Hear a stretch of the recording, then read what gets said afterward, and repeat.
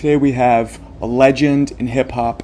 This guy, as Roy Jones is the greatest in boxing to me, this guy is the greatest in hip-hop to me and to many others. Also, little known fact, he's a huge boxing fan. Bed-Stuy's own, one of the greatest godfathers of hip-hop, Big Daddy Kane, is in the building talking about his love of boxing. Let's get into it.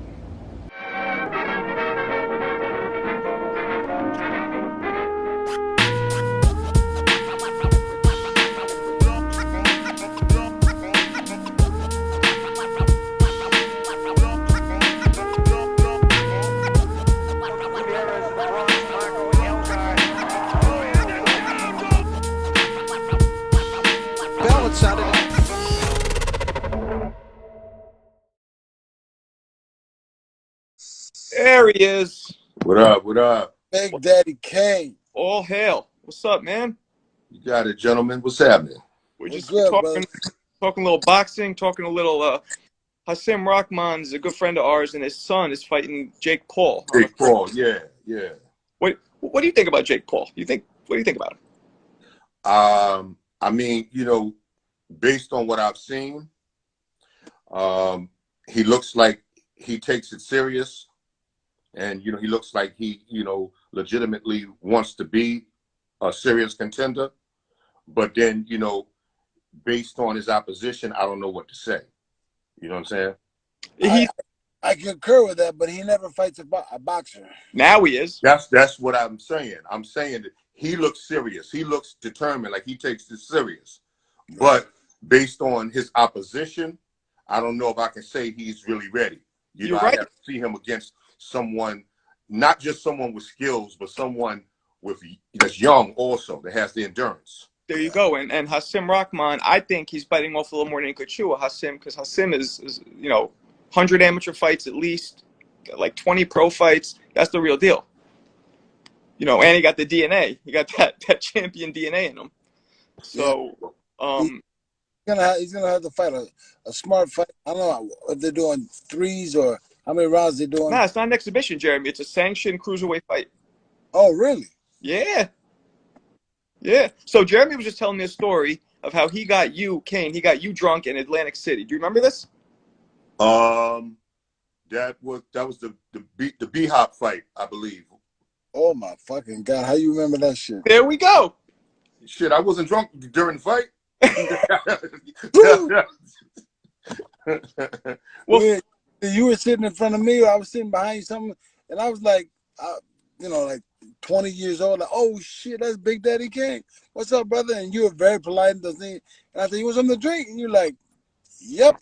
Yeah, if I'm correct, I believe it was Bernard Hopkins against William Joppy Jr., I think. In AC, right? In Atlantic City. Atlantic City, yeah. So Kane, you've always been a big fight fan? Yeah, I mean, like my pops, that's always been his thing. He's always been a big fan of boxing. So as a kid watching the fights, the late Ali fights and the early Sugar Ray fights with him, Were you, so growing up, did you ever box yourself at all? No. I'm from the hood. We did a little different, man. but yeah. I was just in a gym over. You're from Bed-Stuy, right? Yes, sir. Yeah, I was over at the gym yesterday with Hasim Rahman Jr. called Gym X. You familiar with it? Nah, we used to, the joint we used to go to was the joint on Sumner Avenue. I forgot. They changed the name of Sumner. We're Breland trained. Yeah. Okay. So did your pops ever box, or he was just a fan? Nah. He's just a fan of boxing. Like, he was just a big fan. So I got into the sport, like, because of, just because of him. So for everybody watching who doesn't know, Kane is one of the, I call you one of the godfathers of hip hop, of rap. And we're going to talk about mostly boxing, but I wanted to ask you, Kane, if you don't mind, who are your top 5 MCs? It's hard to really say. I mean, there's a lot that are my favorites, but it's hard to say top 5 because, you would really have to really base that on eras, like the top 5 from this era, top 5 from the last era, going back, so it's kind of hard to say. Okay, and I respect that. And just so you know, whenever the conversation comes up, I'm always putting you number 1. people always throw Rakim in there, and Rakim is good, but I feel like you were just on a different level. Like, you could come smooth, you could come hard, you could come, you know, with some humor, you could come with tongue twister, you could come with so many different ways. And Rakim was dope, but he kind of had one cadence. I mean, I don't know if that's my opinion. I mean, you know, and that's the beautiful thing about someone creating a top 5, because it's like, you know, anybody can have their favorite. You see what I'm saying? Yeah. Mm-hmm. Anybody. It can be because this person is so diverse. It can be because this person has the hardest lyrics. This person had the most battles. This person was the most successful. You know, it can be for, you know, however you looking at it, you know. Right. But I ain't gonna argue with your opinion, though. Well, I'm a huge Rakim fan too. So, I mean, you are more a smooth operator rapper. Like, I could take my girl to a dance, and one of your hits come on, and I'd be like, oh, let's go. Rakim. I mean, I hear you, but I mean, let's keep in mind, I just did a whole verses with KRS-One in October without doing any of that smooth or radio shit. You know what I'm saying? No, So I mean, I didn't hear if we got to thug it out and spit bars, I do no, that too. I saw I do that, too, my dude. and you brought some new shit. I mean, to me, it was insane how anybody could argue that you didn't completely dominate that. And I know there's no real winner, but it was insane how anybody could even think, because KRS-One is good, but he didn't go off the script at all, right? He was just sticking to his hits. See, just like what I was saying about you know, how you like your own interpretation, it's the same as that. You know what I'm saying? You might say, yo, the clarity from Kane, you might say, you know, he was spitting bars, you know, and you may have favored me.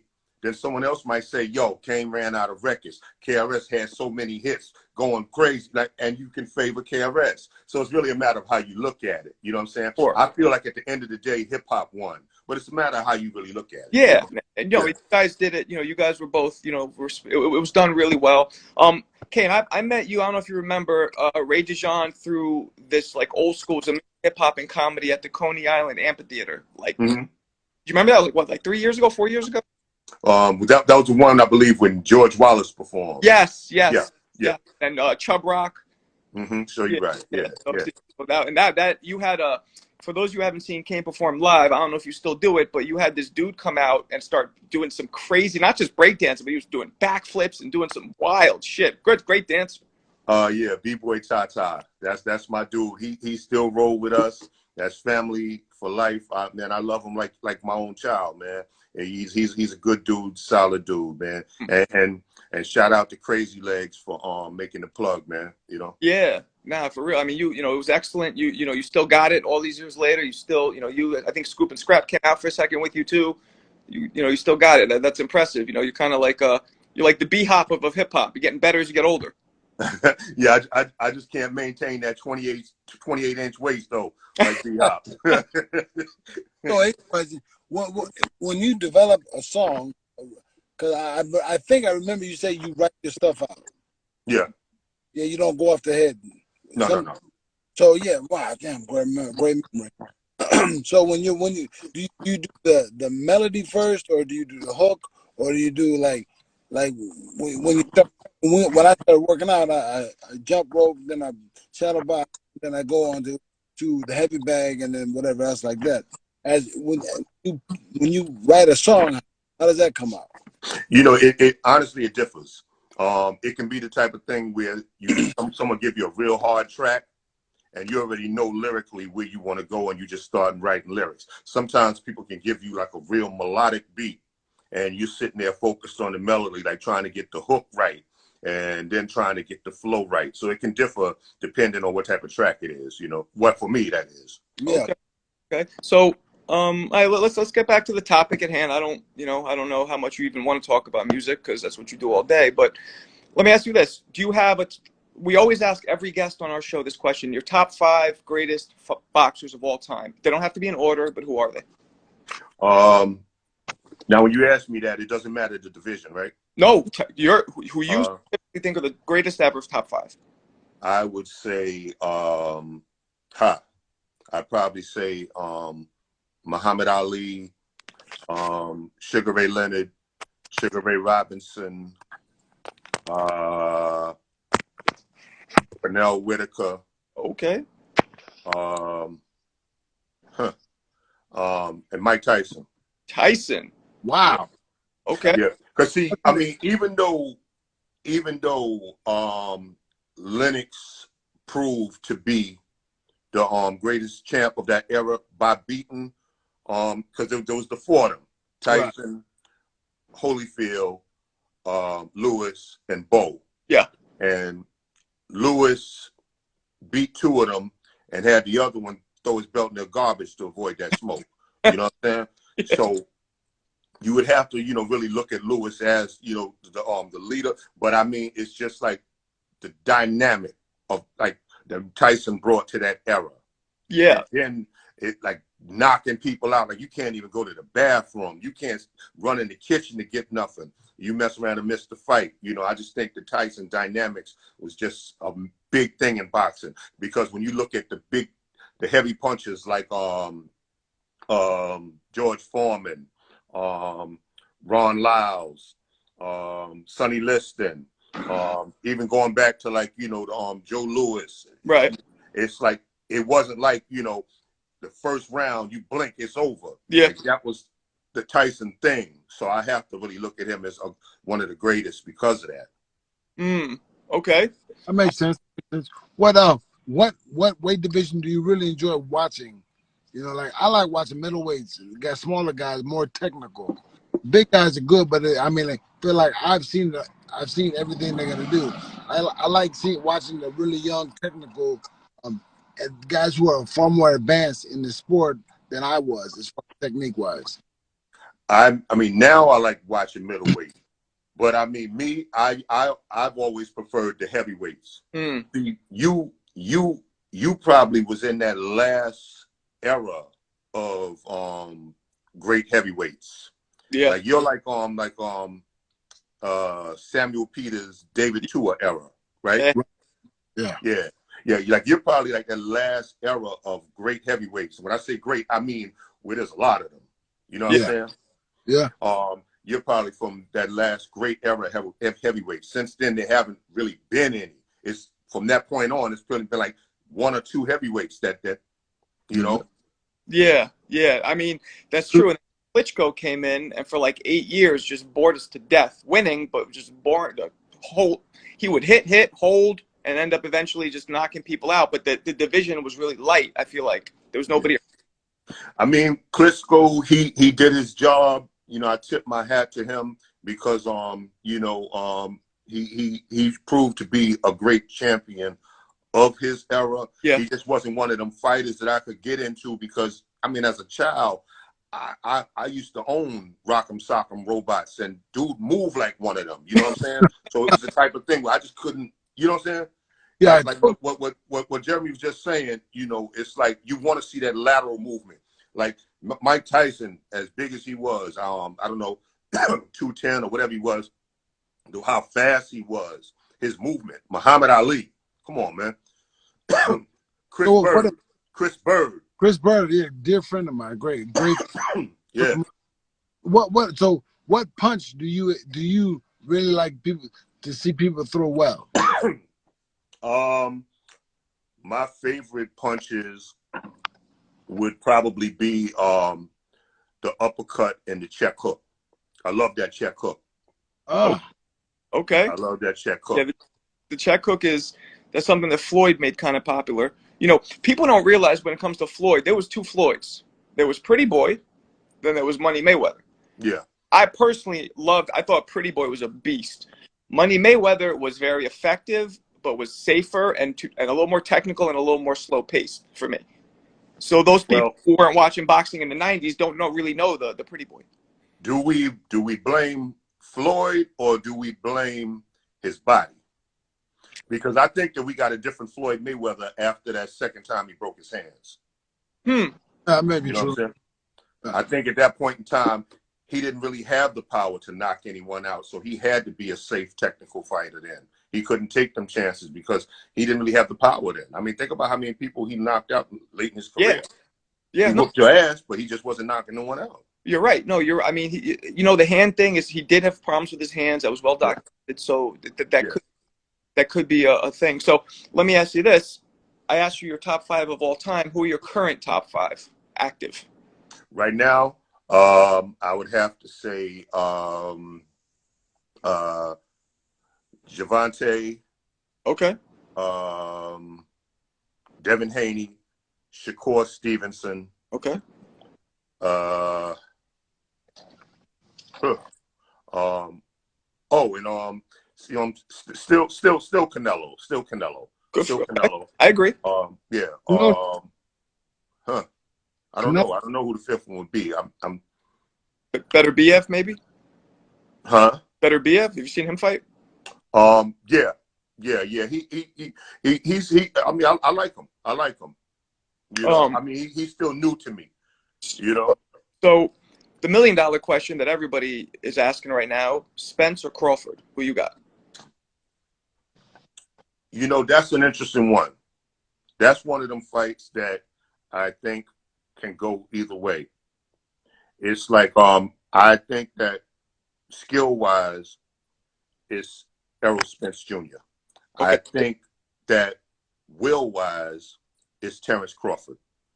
Sometimes someone will can be what I mean. I've just in the late '70s, Ali won a lot of fights just on will. Mm-hmm. You know what I'm saying? Up here. Yeah.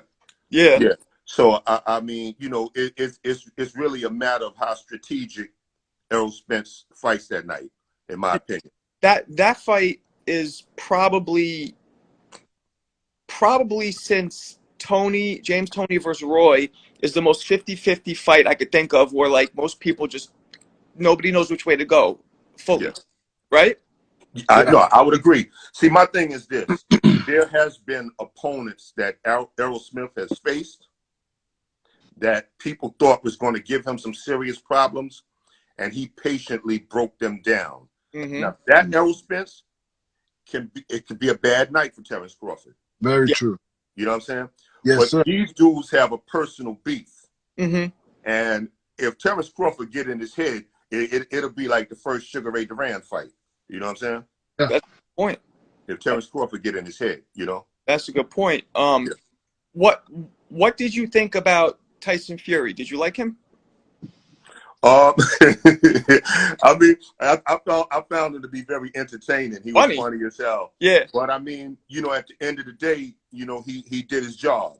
You know what I'm saying? So I can't say nothing bad about him, because he did his job. When it's time to whoop ass, he whooped ass. Because some people are putting him in the best heavyweights ever category already. Would you agree with that? Well, I mean, that's this era we live in, man. In this era that we live in right now, someone that came out with an album last month, they calling him a legend.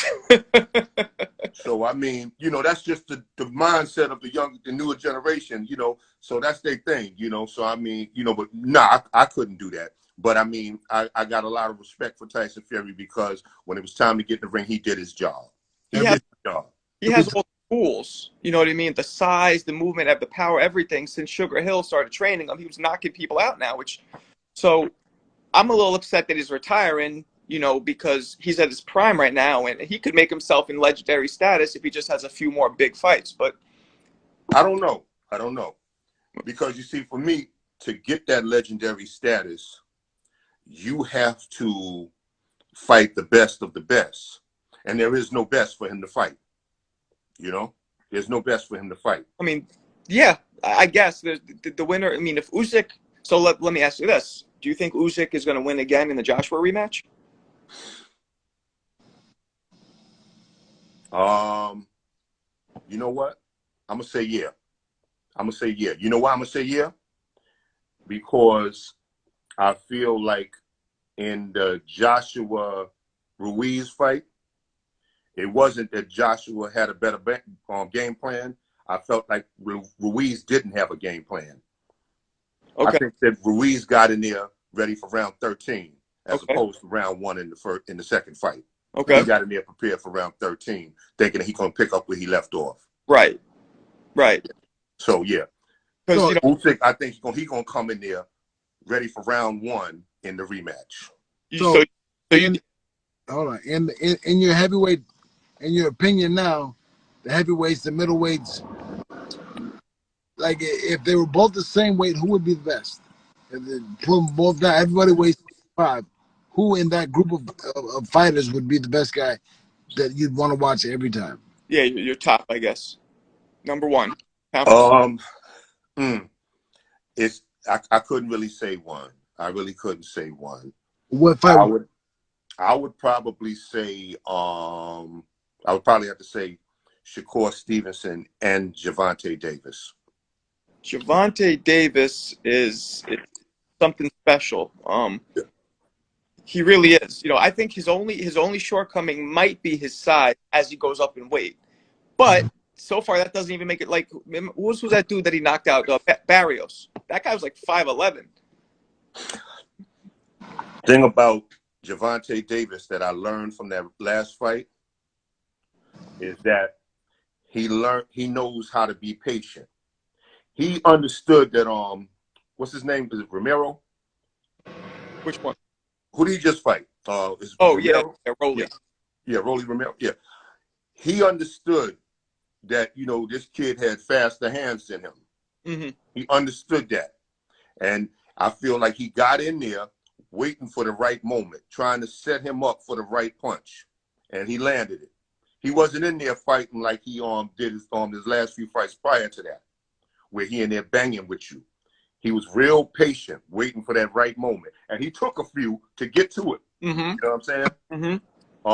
So I think that experience-wise, he's really, really getting there. And that's something I was worried about early on. You know, he seemed like a little too hot-headed, you know, but I mean, I think he's really getting it and understanding it now.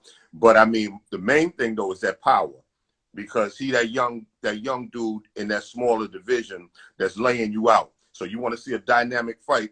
Yeah, I think that's a good thing. You want to see something like some Tyson type stuff or some Julian Jackson type stuff. You're gonna get that from him. Man, but with Shakur, to see Shakur Stevenson, like his technical skill, the way he wear you down, the way he like you can look in his opponent's face and see that he don't want to be there no more. You know what I'm saying? Yeah. Like yeah. He's who do you think? You can even name a couple, but the hardest punchers of all time that stand out to you. The hardest punches of all time that stand out to me, would probably be. I would honestly, I may put George Foreman as number one. I may put George Foreman as number one. Why not? Yeah. Yeah. Because, Not a bad pick. Yeah. My reason for saying that is because I've seen George knock people out with some shit that looked like he was knocking, you know, some food crumbs off his shirt. Like he just some shit like that, and you fall. You know. You remember that shit he hit Michael Mora with? Woof. Oh yeah. Do I? 2 straight down. 1, 2. Boop, boop. But it was such a short punch. Yeah, but the shorter ones are the more powerful ones. Here's somebody that I put up there that people don't mention much, but to me, pound for pound, Prince Nassim Hamed might have been one of the hardest punchers I've ever seen in my life. What do you guys think? Well, I mean, you know, if we can get Valero on this here IG Live, he might beg to differ. Well, you know, he didn't knock out everybody, but the way the punches landed, the power he had, to me was insane. No, I mean, I think that he had power, but I think that his speed played a part in that too. There's a lot of fighters that have knocked out people because they didn't see the punch coming. You know what I'm saying? They didn't see the punch coming. I don't think anybody really see, but I mean where it's like, you know, that type of angle where you prepared to do something else. Right. You know what I'm saying? I don't know if you know this, but Jeremy here, he holds the second fastest knockout in pro boxing history. 8 seconds. Any weight division, second fastest ever. Nah, I didn't know that. Who was that against? Arthur Weathers, I think the guy's name was. Arthur Weathers. Oh, okay. Yeah, 8-second knockout. That's, you know, Jeremy could punch too. Okay, so you put George Foreman. That's a great one. What about the fastest hands you've ever seen? Fastest hands I've ever seen?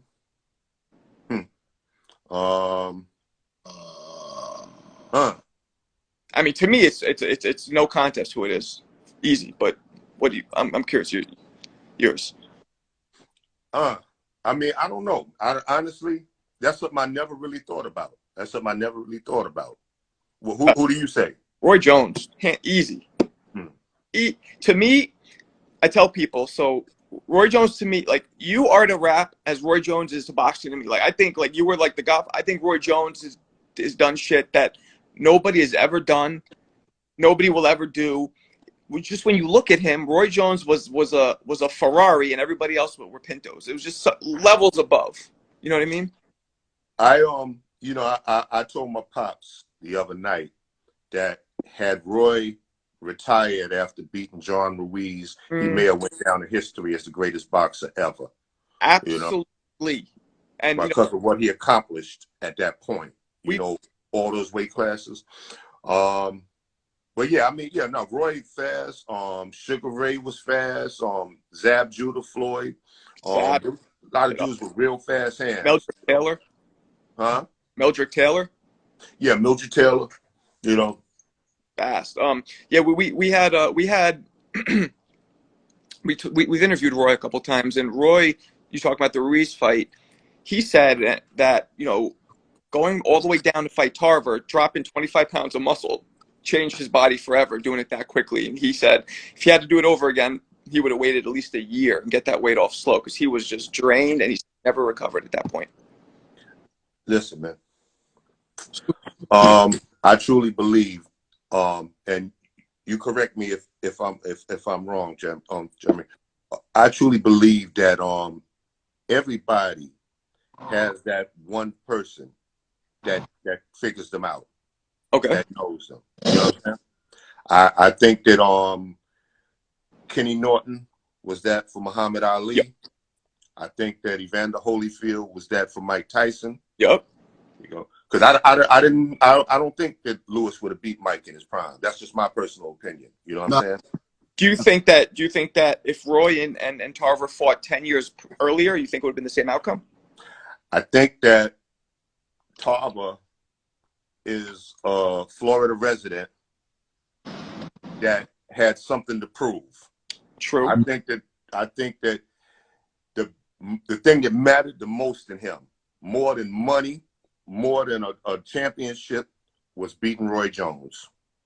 That's just my opinion. No, you're right. You're right. Because they're both from Florida. For those watching who don't know, and Jeremy knows when you come up, they're around the same age. You see each other in amateurs. It's like you're seeing and hearing the same dude's name for years and years, and you just want to come for his head. Yeah, when he was at that press conference and he said that they saying that you're the best fighter in the world, you ain't even the best fighter in Florida. I'm like, okay, yeah, this is real personal. This is real personal. Shit. Yeah, that's a tough one. It's a tough one.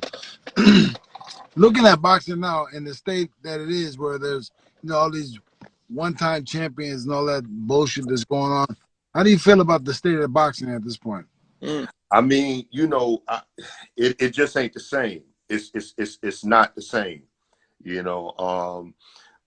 It's not the same. I'm used to seeing a lot of elite fighters, and even if you can't make a match with this guy, there's at least five other great fighters that you can fight. You know what I'm saying? And claim supremacy. And then all the politics where if this one was with Bob Arum and the other one is with Ellaby, they're not going to be able to. It's the politics too. It's just. Do you think that these Jake Paul, these YouTube guys coming in is good for the sport? Or do you think it's kind of corny? I mean, it's not my type of thing, but I'm 53 years old. There's a younger generation that's into YouTube and all that stuff. So if that's what they want, I respect that. You know what I'm saying? I mean, I don't try to get in the way of progress. So it's like if that's what they want, more power to them. But I mean, that's not, that type of shit. Yeah. I want to. I don't think it's about views. I'm like views and shit. All that. Nah. The only thing I do like about it is that it's bringing a whole new set of fresh eyeballs to the sport that wouldn't have been there otherwise. So that's the only positive, I think. I mean, well, that's definitely a good thing because, I mean, I think that so many people have tuned out of boxing and went into like MMA. Like they're more fascinated by MMA fights because boxing don't have the elite fighters anymore. Are you an MMA fan? Not at all. Me neither. Me Yeah. neither. Not at all. I can't do it. Jeremy had like how many MMA fights? Jeremy, 6? 6, 7, 6, 7. Later in his career, I don't know. Still don't know why you did that, but whatever. I was bored. I've been boxing since I was 8 years old. Like, let's try something else. Did you find it harder to train for MMA, Jeremy, or was boxing harder? No, training is hard regardless, but it's different because it's a different skill set. You can kick somebody now. You can throw on your head. You know what I mean? A whole different skill set. Okay. So, when somebody asks you, or when somebody says, "What's the greatest fight you've ever seen?" What comes to your greatest fight? Could be Diego and Jose Luis Castillo. That's my greatest fight. Yeah. Kane's smart man. That fight had everything. Yeah. Right? That was an amazing fight. Yeah.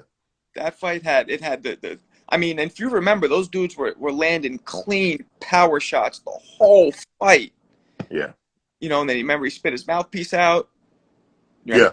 Yup. To get time. Yeah. You talking about Corrales, right? Yeah, Corrales spit his mouthpiece out. Yeah. Get a little extra time, and then do you have another one that stands out, or is that really the only one that comes to mind?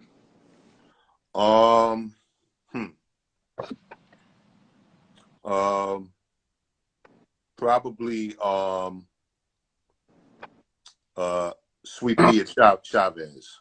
That was a great. Even though he got robbed. Yeah. I mean, the clinic, the boxing clinic that Pernell put on that night was just astounding, man. Astounding. Jeremy, what about you? Sorry? Jeremy, what fight do you think is the greatest fight you've ever seen, Jeremy? Me versus Jesse Ferguson. That's the greatest fight you've ever seen? That's the greatest fight I ever did. That motherfucker get home. You knocked him out, right? Late, yeah. I mean, I tend to like the fights that go longer for me because I learn more. Like I stop guys in 10, 11, and 12, and some of those fights, I'm not looking at everybody else's fight. I'm looking at me, what I did, and how I did that. So, Kane, me and Jeremy, I don't know if you know this, but me and him met. We were both, Kevin Rooney was training both of us back. I was an amateur. He had just turned pro. We moved up to Catskill. We were in that stable. Hassan Rahman was there. A few other people ended up being pros. But Jeremy was like, he was the hot, he was the, I hate to compare it, but the Tyson, like he'd come in there and the sparring partners would just come and just not come back. I mean, I saw him hit a dude so hard, 30 seconds into the round, the dude looks and goes, the bell rang. And everybody's like, no, it didn't. The guy goes, yes, it did. And he walked out the ring. Wow.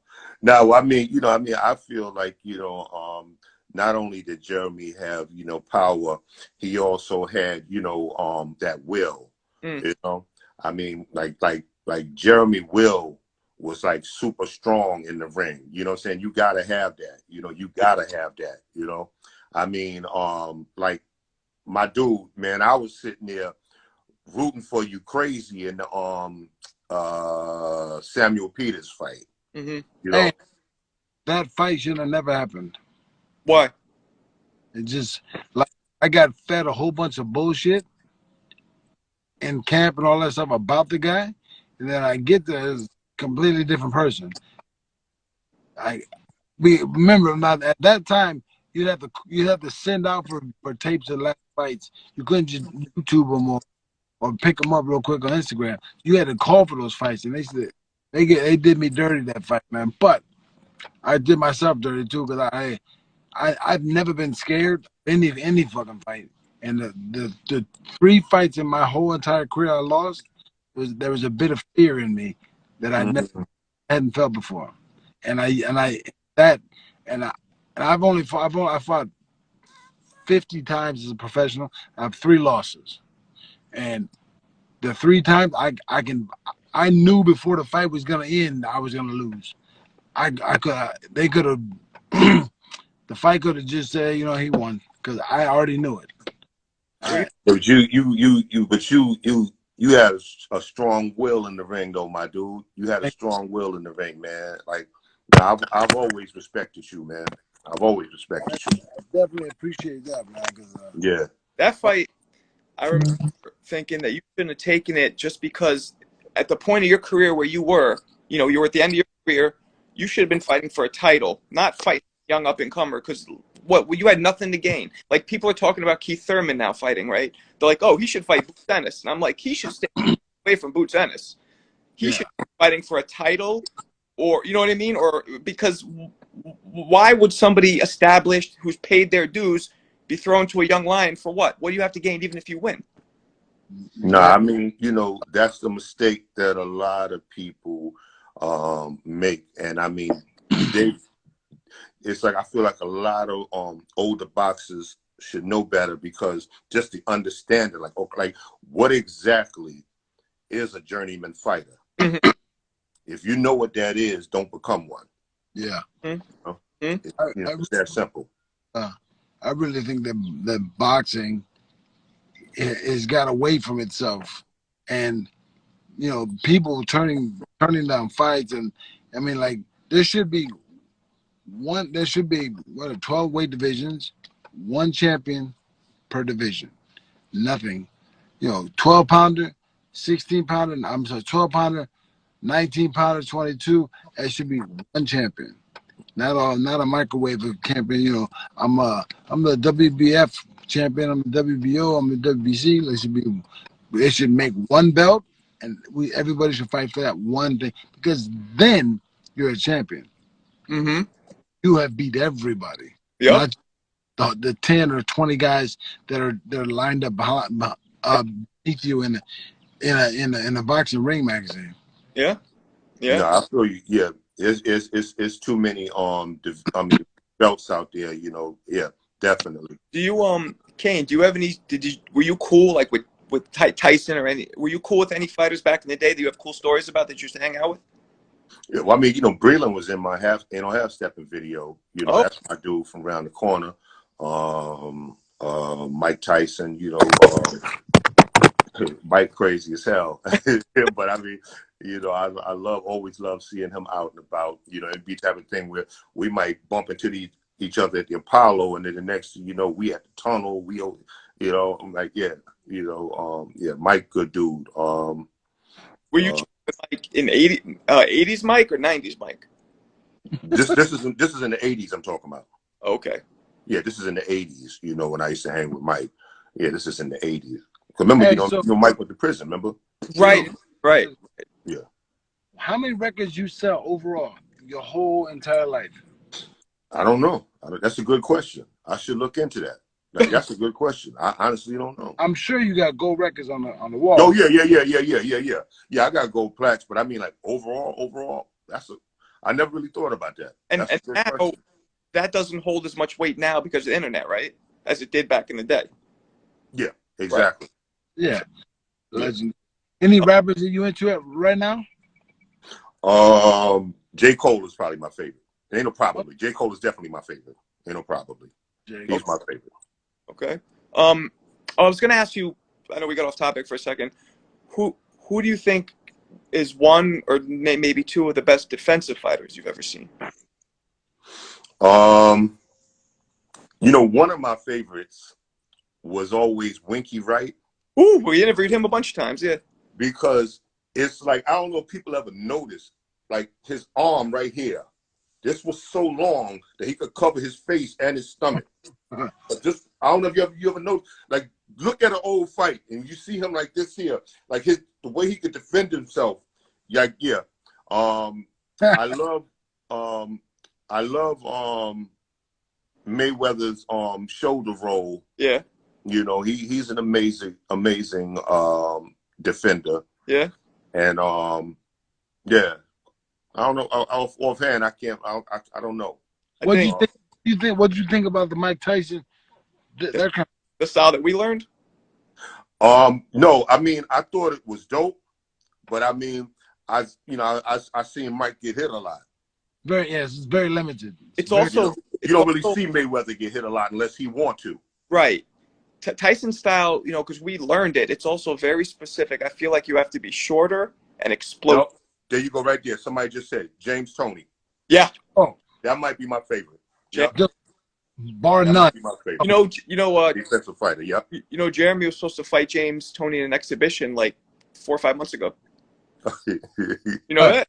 You heard about that? I've known James Toney for 20, 30 years, man. He's a good dude, man. I mean, he can be a good guy. He's a very particular person. But you can't hit him with a handful of rocks. When you throw a handful of rocks out, you ain't gonna hit him. He gonna do all that, man. Yeah, nah, he's probably the greatest defensive fighter I've ever seen, James Toney. James Toney was great. You know, people don't bring up this man a lot, maybe because the footage is so shitty quality. But Jack Johnson was an unbelievable defender. Oh yeah. Yeah. Yeah. See, I haven't seen a lot. I think I may have only seen like one Jack Johnson fight. You know, it's hard to like see it because it's like. Yeah. But when you read a lot about him, and you know, he was amazing. I think James Toney, you're right. I think Sweet Pea was an incredible defender. Yeah. Yeah. Dude, Nassim Hamed, you crazy? You can't hit all the sand. Eh. Dude. Well, I mean, he had his hands down. You Yeah. know, I mean, that was, you know, more or less speed. And you see that once he got in there with a bully, Yeah, it didn't even matter anymore. Styles make fights. Yeah. You know, when you crowd somebody, then yeah, you gotta be able to hit them. But Nassim Hamed put his hands down, was laying people out. Yep. Again, you talking about speed. And he was he at 19 or 12 pounder? He was 25. 22, 25? Yeah, featherweight. Dude, that little dude could, pound for pound, somebody like that is the strongest puncher I've ever seen. Do you remember a guy, he ended up passing away very early, but he won every fight by knockout, named Edwin Valero? Mm-mm. Ooh. Jeremy, you remember him, right? I don't. From Argentina, he was like 25-0, all knockouts. He ended up killing his wife and then killing himself. It's fucked up, but he was a such a horrible puncher. You should look him up. Wow. Yeah, I gotta look him up. Yeah, I'm not familiar with him. Matter of fact, when you ask certain people, I think Mikey Garcia was a lot of people who are around because he fought in the early 2000s. When asked who's the hardest puncher you ever been in there with, they'll bring his name up. Oh, Mikey Garcia, you saying would mention him? Yeah, I think Mikey Garcia mentioned him. I think that's one of them that mentioned him. Yeah. Okay, so this is somebody from this millennium. Yeah, from he was fighting in like 2005, 6, 7, around that point. Okay. Yeah, I gotta check him out. He hit really hard. What upcoming fights are you most looking forward to, if any? I really want to see Devin Haney against Tank Davis. That's what I really want to see. Who wins that? That it depends on what happened. You know, that I mean, I see that fight like. Remember when Zab Judah fought Costa Zoo? Yeah. Oh yeah. It's like, you know, if you use your skills and stay focused, you're gonna be all right. You get cocky and get too confident. So I mean, I think that if Devin Haney can maintain that distance and just use his boxing skills, he get a 12th round decision. If he get cocky and start playing around or a little too overconfident, I don't think we're going to see no more than 6 rounds. And then it's going to be Tank. So it can go either way in your head. Yeah. But I don't see Tank getting them out of there early because I see Devin Haney starting off as a skilled boxer and giving him a lot of problems, just like because I mean I gave about 2 of those rounds to Romero. Well, Romero, I gave about 2 of them rounds to Rolly. Yeah, me too. Yeah. So I mean I could see Devin Haney in there giving him a lot of problems. But if it become the type of thing where he realized like, oh, I got his ass. Right. It can go bad. It can go bad real quick. So let's say Errol. Hold on. No. Go ahead, my brother. No, go ahead. What are you gonna say? No. Jeremy, I just saw him. I want to know what you think. Oh man, I'm kind of I'm like, whoever wins wins. For me, because they're both really good fighters. They both got different attributes that complement their styles. So it's gonna be a fight. And I'm gonna be like, when somebody wins, I'll be like, that's who won. Why? Because he did X, Y, and Z, and he lost because he did A, B, and C. Toss up. Gonna be. It's a toss up. So take for example, Floyd and Zab. Remember what Floyd said at the end of the fight? What did he say?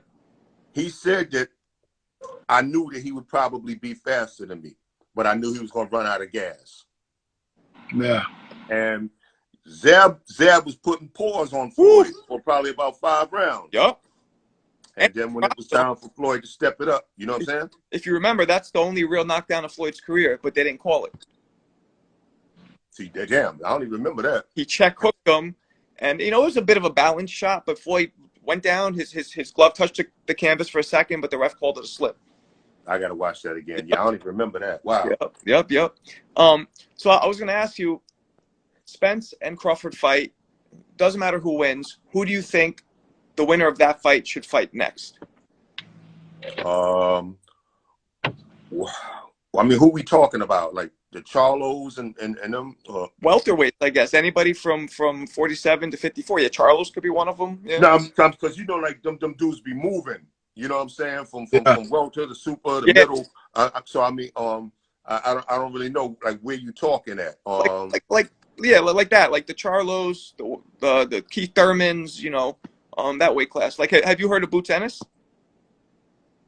Boots? No. What's the other dude that's knocking every Boots? Right. Boots Ennis. Jerron Boots Ennis is his name. Nah. Ooh, boy can fight. Who's the dude that they want Canelo to fight? Canelo's fighting Triple G. No. The person that they want Canelo to fight. Better BF, maybe. Yeah, that's who I'm thinking of. Yeah. Okay. Well, if you have that's 75. Yeah, he's you see what I'm like? Where is he? Is he 175 or is he 168? 5, yeah. Oh, okay, never mind. Oh, you're thinking of Benavidez. Yes, Yes, David Benavidez. Yes, there you go. Where's he at? He's Canelo's weight. He's 168. He is. We've interviewed him. He's a monster. Yeah. He's a monster. But before I forget, when we get off here, if you have time, look up Jerron Boots Ennis. To me, he is going to be the best pound. He is special. He's one of those fighters almost at a Roy Jones level where you look at him, you're like, wow. Not quite Roy Jones level, but close, in my opinion. He's out of Philly. He's a switch hitter. Goes left, goes right, switches southpaw conventional. Oh, wow. Knocks everybody out. Tall. He's rangy. He's like 5'10", 5'11". He's only 147. Look him up if you have a chance, Kane. You're going to... No, I definitely will, man. Hey, man, no, thanks for the education. Yeah, brother. Yeah, I'm definitely going to look him up. Definitely. Yeah. He's the guy that most people are saying should get the winner of Crawford Spence if they fight. Well, I definitely want to see that. Yeah, I think we all do. I got to check dude out. I got to check him out. Yeah, absolutely. Well, listen, man. Thanks for talking to us, and let's do it again, man. We'll talk boxing again, maybe after another big mega fight comes up. We could come up, chop it up. Anytime, man. It'll be my pleasure, man. All right. It was good.